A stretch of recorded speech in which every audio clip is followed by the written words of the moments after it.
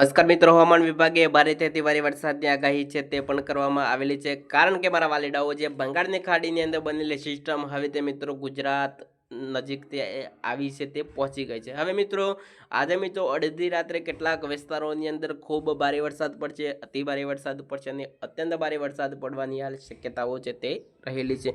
કયા કયા વિસ્તારોની અંદર વરસાદ પડવાનો છે, કયા વિસ્તારોની અંદર નથી પડવાનો, તે મિત્રો આપણે વિન્ડેના મોડલ પ્રમાણે આજે આપણે સમજવાના છીએ. જે બંગાળની ખાડીની અંદર બનેલી સિસ્ટમ તે મિત્રો જે મુંબઈ છે, નાસિક છે અને જે દરિયાકાંઠાના જે વિસ્તારો છે તે બધા વિસ્તારોની અંદર સિસ્ટમ છે અત્યારે આવી પહોંચી છે. તમે મિત્રો રાત્રે 7 વાગ્યાની અપડેટ પ્રમાણે વાત કરીશું તો મિત્રો સુરત, વેરાવળ અને જે દરિયાકાંઠાનો જે વિસ્તાર છે તે બધા વિસ્તારોની અંદર રાત્રે ખૂબ ભારે વરસાદ પડવાની હાલ શક્યતાઓ રહેલી છે. સાથે સાથે મિત્રો તમે જોશો તો આ બધા વિસ્તારોની અંદર પણ મિત્રો છૂટા સ્તરે હળવો મધ્યમ ભારે વરસાદ નોંધાવાની હાલ શક્યતાઓ છે તે રહેલી છે. જૂનાગઢ છે, ભાવનગર, રાજકોટ, વડોદરા, સુરત, ત્યાર પછી મિત્રો દીવ દમણ દાદરાનગર હવેલી, વલસાડ, ત્યાર પછી મિત્રો અહેમદાબાદ છે, મહેસાણાના પણ કેટલાક વિસ્તારો છે, ત્યાર પછી મિત્રો હળવદ છે. આ બધા વિસ્તારોની અંદર મિત્રો 7 વાગ્યા પછી છૂટા સ્તરે હળવો મધ્યમ ભારે વરસાદ પડવાની હાલ શક્યતાઓ રહેલી છે. સાથે સાથે મિત્રો પવનોની તીવ્રતા સાથે વાત કરીએ તો મિત્રો 30થી લઈ અને 40 કિમી પ્રતિ કલાકે મિત્રો આપણને પવનની ઝડપ છે તે પણ જોવા મળી છે અને કેટલાક વિસ્તારોની અંદર વીજળીના કડાકા ભડાકા સાથે વરસાદ પડવાની શક્યતાઓ છે તે રહેલી છે.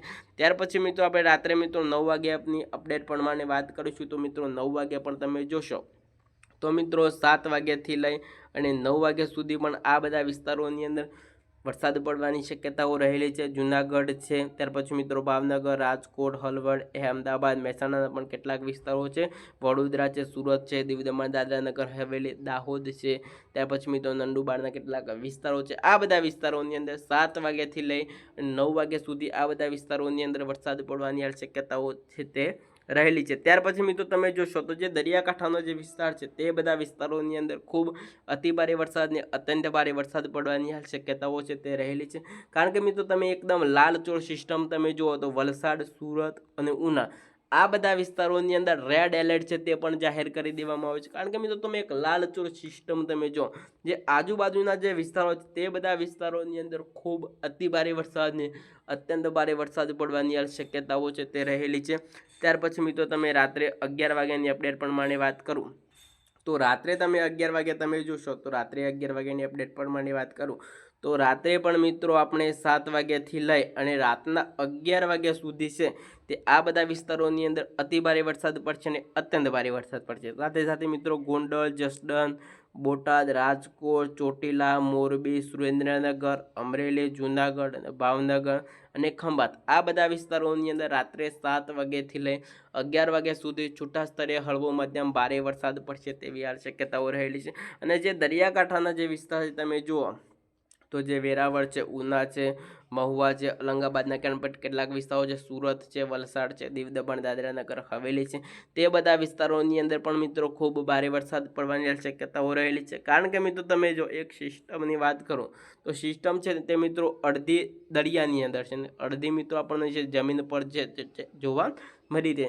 આ સિસ્ટમ જેટલો મિત્રો દરિયાની અંદર રહે છે કારણ કે મિત્રો જે બંગાળની ખાડીની અંદર બનેલી સિસ્ટમ હવે તે મિત્રો અરબી સમુદ્રમાં આવી પહોંચી છે. કારણ કે મિત્રો જેના પવનો મળશે તો આ સિસ્ટમ મિત્રો વધારે પણ મજબૂત બનવાની હાલ શક્યતાઓ છે તે રહેલી છે. આજે છે મિત્રો વાત કરીએ તો આજે છે મિત્રો 28 તારીખથી લઈ અને મિત્રો 29 તારીખ સુધી ગુજરાતમાં ખૂબ ભારે વરસાદ પડશે, અતિ ભારે વરસાદ પડવાની હાલ શક્યતાઓ છે તે રહેલી છે. તો ચાલો મિત્રો આજના વિડીયોની અંદર બસ આટલું જ. ફરી મળીશું આપણે નવા વિડીયોમાં નવા એક સરસ ટોપિક સાથે. અમારો વિડીયો તમને કેવો લાગ્યો, સારો લાગ્યો હોય તો સરસ મજાની એક કોમેન્ટ કરી દેજો, લાઇકનું બટન દબાવવાનું ના ભૂલતા. તો ચાલો મિત્રો બીજા વિડીયોની અંદર આપણે ફરી મુલાકાત કરીશું. રજા આપશો મારા વાલીડાઓ. વંદે માતરમ.